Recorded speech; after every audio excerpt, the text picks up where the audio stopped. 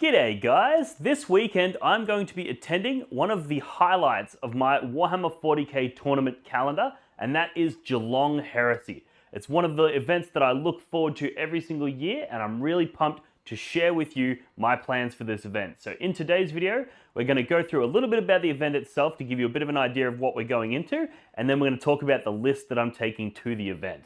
And then at the event, as always, I'll be giving you guys live updates throughout the event and then a recap at the end talking about my results. So with that being said, let's get into this pre-event video talking about my World Eaters list for Geelong Heresy. Look for the blood god.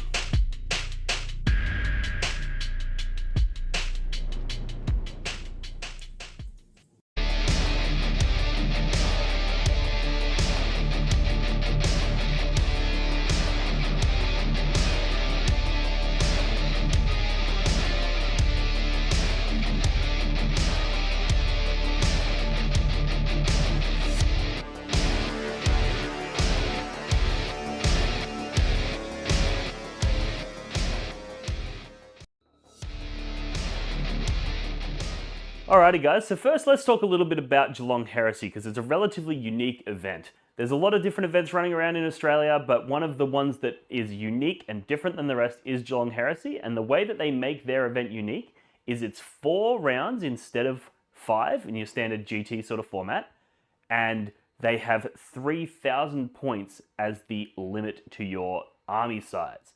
So bigger armies, bigger games, and fewer games, which means you get a lot of time in between rounds. You get a lot of time to play out those big games because obviously bigger games are going to take a little bit longer.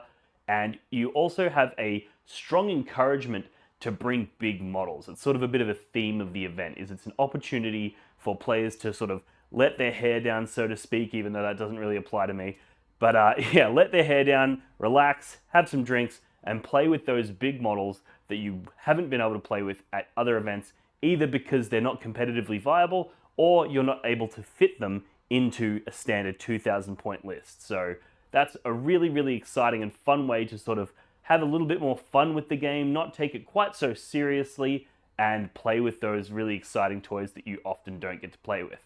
One of the other things that they change is they have a rule of 4 instead of a rule of 3, and that's just to facilitate so that people can bring those larger armies. If they only have a certain number of data sheets, like Custodes players, for example, it makes it a lot easier for them to bring multiples of those units. So yeah, that's a little bit of a summary of the event. It's also a very heavy drinking culture in the event. They have a bar at the venue and everybody's encouraged to get on the beers. It's very Aussie, it's very ochre, and it's a fantastic, fun event. They also have an award it's a Shenanigans Award, where basically depending on who gets the drunkest and does the stupidest thing, they generally have an award for that. So the last year that I went, we had a bloke who threw up in his own jumper, and he got the jumper award, so that was a Shenanigan Award there, and there's been countless other stories of just ridiculous shenanigans whilst drunk and playing 40k. So it's a really exciting, fun event, kind of casual, but still very strong lists. 3,000 points is pretty crazy.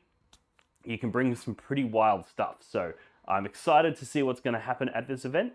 Geelong Heresy is also an event that I have historically performed quite well at. The first time I ever attended, I won first overall. I've attended it, I think, 5 times now, and 4 of them I've won, or it might be 4 times and 3 of them I've won.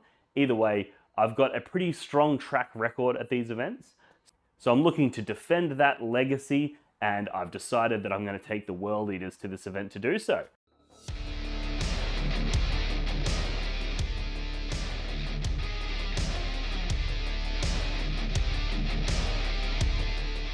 So let's have a quick look at the list. It's a hybrid between 2 lists that I've been running, my competitive list and my more casual, silly, fun lists.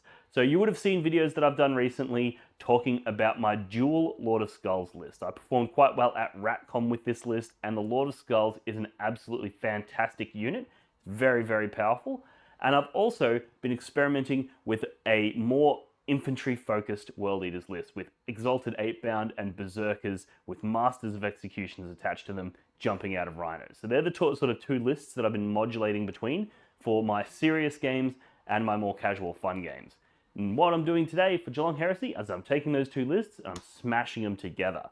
So what we've got here is Angron himself. You wouldn't be running World Eaters if you didn't take him. It's more or less Codex Angron. Angron is an absolute fantastic unit, and he's somewhat of a linchpin to a lot of World Eaters lists. The utility provides via rerolls, auras, actually dials the damage up to a really scary level. The fact that he's super fast, he can kill almost anything that he hits. He's just a really versatile unit. He's hard to put down, and you can resurrect him. If you're running World Eaters, you don't want to leave house without him.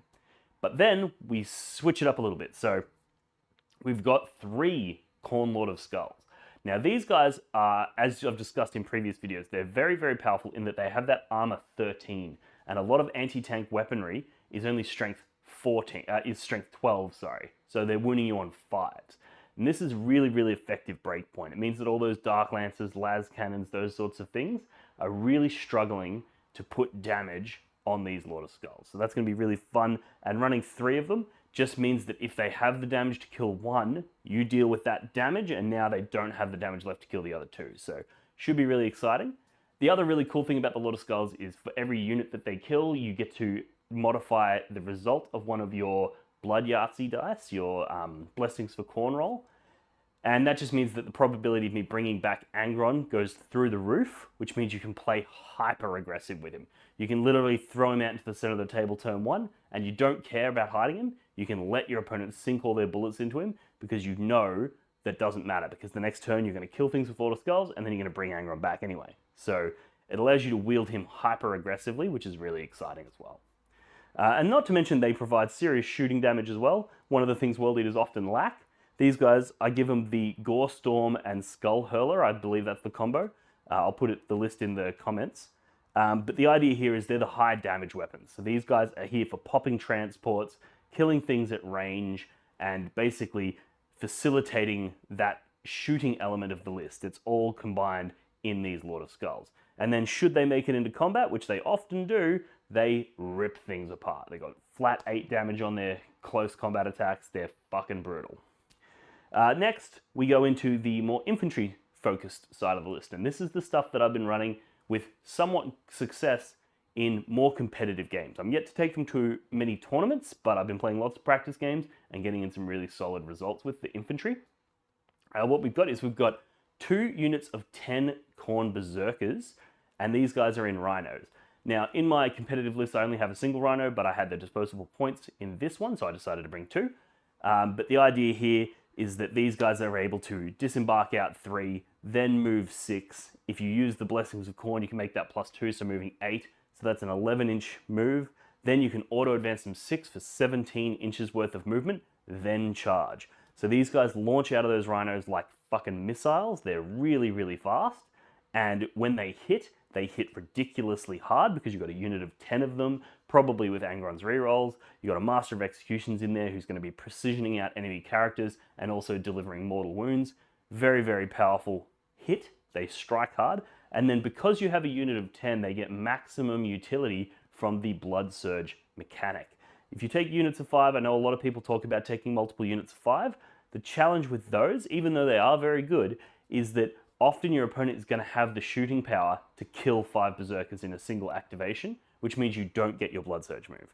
Whereas if you take a unit of 10 and your opponent only has the ability to kill them 5 at a time, they're going to kill 5 and then the other 5 are going to Blood Surge move and tag a bunch of stuff, and then they're not going to be valid targets for the rest of your opponent's shooting attacks. So I think the units of 10 are absolutely critical, and I can count how many games I've won based on those units of 10.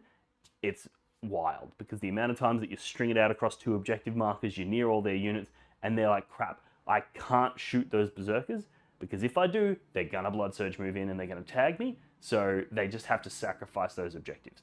Really, really powerful, and I love the 10-man unit of Berserkers. You'll notice I've got 2 Masters of Executions. Now, one of them I give the Berserker's Glaive. I call him Murder Mo. He's absolutely brutal. I've been running him since the very dawn of 10th edition. He's absolutely brutal. He's gotten a little bit less powerful than he was with the changes to Devastating Wounds, but he is still an absolute maniac, and he'll chop through a whole ton of Terminators. He'll chop through your big characters, your Magnuses, your Primarchs. He'll chop through, you know, anything, basically. He's really, really powerful. And then my second one, I call him Magic Mo, and he's the one that takes the Favored of Khorne relic. Now, a lot of people rather that on a Juggernaut Lord because he's similar points, but he's a lot tougher and hits a lot harder. The reason that I've gone with the Magic Mo is because he attaches to that second unit of Berserkers, which means both units of Berserkers now have the ability to fight first, which means if I can be hidden out of line of sight, my opponent can't shoot me, and they can't charge me, because if they charge me, I'm going to activate first. The same goes for stringing out across multiple objectives. Your opponent goes, well, you're a 10-man Berserker unit, so I can't shoot you because you'll Blood Surge move, but they can't charge you either, because then they're going to be getting fought by Berserkers before they strike. So you can really put your opponent in really tricky spots where it's actually a really challenging unit to deal with. So that's why I've got the 2 Masters of Executions. And then I've got Khan the Betrayer because for 80 points, I think he's one of the most high-value rapid ingress targets available in the game. So basically what I almost always do, put him in strat reserves, your opponent will forget about him. On turn 3, you can bring Khan on. He's a single base, so he's really easy to fit into a nook somewhere. You rapid ingress him, out of line of sight, your opponent can't shoot him, and then in your next turn, Khan can just move out, he can advance and charge from that position, and he'll hit something and almost definitely kill it. He's an absolute blender. And then in your opponent's turn, if they go to fight him back, he fights on death. So even if they do hit him and kill him, he's going to probably kill another thing, which means Khan for 80 points has gone in and traded up into 2 enemy units, almost always gets his value back in points. He's really, really cool. And also in certain matchups, if you are particularly worried about a certain threat, like a big unit of Necron Warriors or a big unit of Custodians or something that's really, really tough, you can, instead of putting Magic Mo with one of the Berserker units, you can put Khan in with that unit instead. And when you do that, Khan then grants reroll 1s to hit and wound to that unit, which means it doesn't need to be near Angron, it doesn't need to be near Eightbound, it gets those rerolls, and it really pushes up the damage ceiling of that unit. And then Khan himself adds considerable damage via his own attacks to the unit. So there's a few ways you can run it with Khan, but typically I like him as a rapid ingress threat. And then we round out the list with 2 units of Exalted Eightbound. Now, people often ask me whether I prefer regular Eightbound or Exalted Eightbound, and ultimately it depends on how many points you have in the list and what the rest of the list looks like. They're one of the few things that you can go, cool, I'll swap between the 2 and play with that extra 15 points. Now that we can't change war gear, it can be quite hard to land at exactly the 2,000, or in this case, 3,000 points that you want. So modulating between Eightbound and Exalted Eightbound is a really good way to do that. And I think there's arguments to be made for both. I think they're both really good. The Eightbound have the advantage of having an inbuilt scout move, so you don't need Lord Invocatus, so you're saving a ton of points there, and they're already cheaper. So there's a lot of value to be gained there. And they also have 3 damage weapons on the Lacerators, which go on the Sergeant of the Squad, which means you're going in and doing 3 damage, which means if you're targeting Terminators or something like that, they're way more efficient at killing them than the Exalted Eightbound. However, the Exalted Eightbound have the advantages of being Strength 15 on the charge, or Strength 14 with their melee weapons, really, really powerful, chopping through Toughness 7 models like it's nobody's business, whereas the regular Eightbound, most of their attacks are coming out at Strength 6, so they're actually not very effective at Toughness 7 models. And obviously you've got the higher AP on them as well, so they're actually quite effective at just chopping things to pieces. They also have the 6-up Feel No Pain inbuilt into them, and if you use the Blessings of Khorne, you can get that up to a 5-up Feel No Pain. So that's really, really effective way of making these guys a lot tougher. So the Exalted Eightbound, tougher, hit harder. The regular Eightbound, faster because they have the inbuilt scout move, and cheaper, and have access to 3 damage, so in certain situations, they're going to hit harder. The other thing to consider when comparing these 2 units is the auras that they give off, or the abilities they have.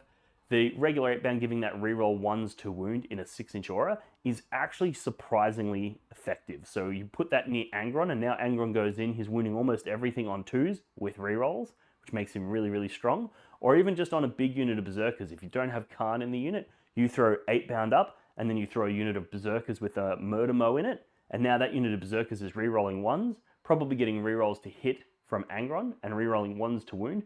That's the hardest you can make a Berserker unit hit, and that is facilitated by the regular Eightbound.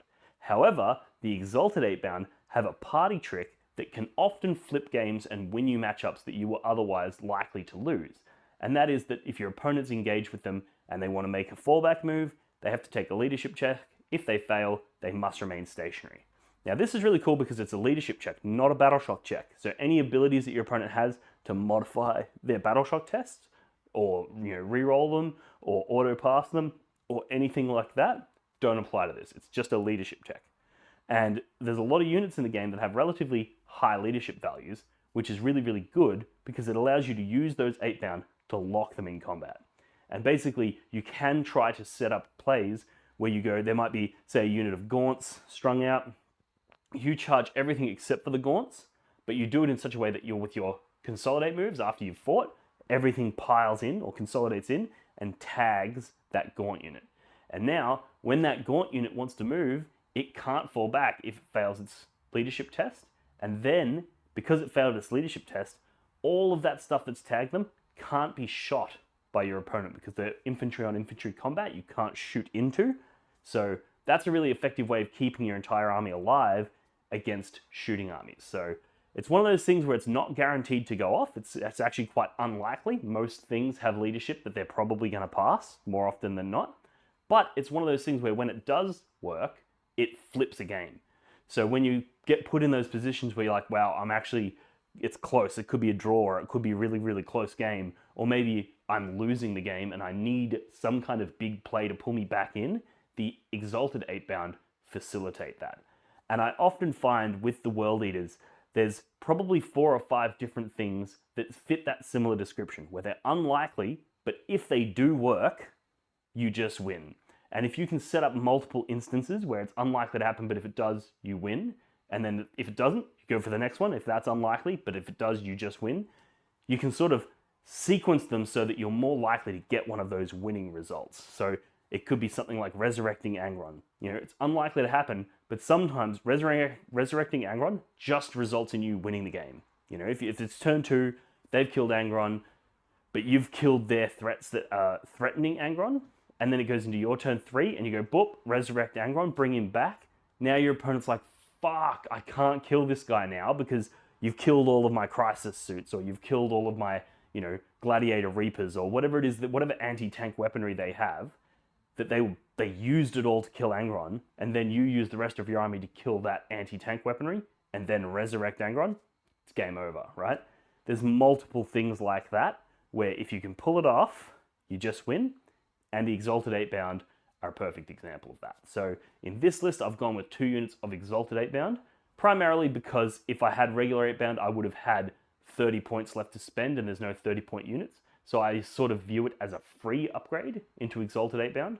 And yeah, they're not going to have the scout moves, which is going to hurt because I don't have Lord Invocatus in this list, but I'm going to use them as sort of just staged, tough, hard to kill units that are small enough they're easy to hide, and they can launch out attacks with their huge movement characteristic, and most things that they hit, they're going to be able to sufficiently kill. So that's sort of how I'm planning to use the Exalted 8-bound, with the rhinos, the berserkers pushing up into the corners, threatening those big long bomb charged with big berserker units, and then the Lord of Skulls and Angron rolling around, being hard to kill, tough, and very high damage dealing. So I'm really excited. I like the list, and I think it's going to play really well because it is a hybrid of my competitive and my more casual lists. So that's going to be a ton of fun, and I look forward to hitting you guys with live updates throughout the event. Make sure you head over to my Facebook page because that's where a lot of the live update stuff comes through, because I don't want to clutter the YouTube feed with all these little 5-minute updates. So most of that information you'll get through my Facebook, which links and shit in the description. I know Facebook's a bit outdated these days, but sometimes it takes me a while to catch up with you kids. So check out the Facebook page. Make sure to like, subscribe, all that good shit. And then after the event, I'll be posting an update where I'll be talking about each game, how it went, and how my tournament results ended up. So yeah, with that being said, I'm going to leave it here. Thank you very much for tuning in. If you like this video, head over to blogforthebloodgod.com, my website, and on that website you can find a whole bunch of ways to show your support for this channel. You can pick up a shirt like the merchandise I've got here. We've got these gaming mats like the one in front of me. I've got neoprene objective markers. I've got dice. I've got terrain kits. I've got all kinds of really cool merch on there, and all of it I get a couple of bucks from each sale. So if you want to show your support and pick yourself up some swag on the way, that's a great way to do it. Or you can head over to the Patreon, and if you do so, you'll gain access to our exclusive Discord server where we talk tactics and strategy, we share lists, we share photos of our armies. We've got a really cool little community going on over there, and that's a great way to gain access to me. I do one-on-one coaching as well, depending on what tier you go for, and it's also a great way of showing your support directly to me. So I really do appreciate everybody who is over on that Patreon. You guys keep the lights on here, and I really do appreciate your support. And I hope that if you're not part of that, you'll consider joining us. And with that being said, I'm going to leave it here. Thanks for tuning in, and I'll see you in the next one. Cheers. Walk for the Blood God.